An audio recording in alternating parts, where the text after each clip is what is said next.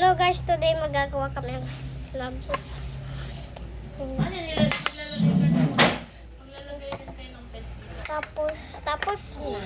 Tapos i-stir niyo lang to hanggang pag-evaporate siya, tapos marami na siyang bubbles.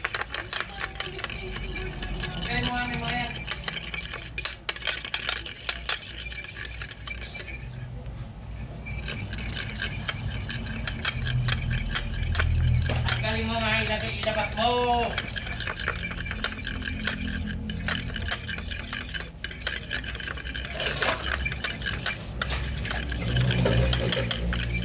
Bakyan, papasok ka na bakyan.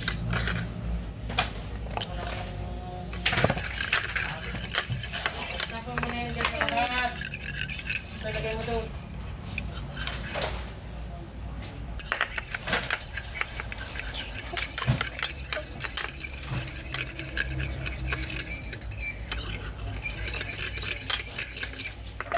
Lagay muna natin to sa fridge.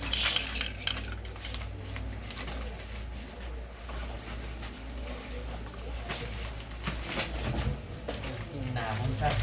Ito, ikabit. Tanggalin mo lahat. Itapon mo dyan sa labas eh.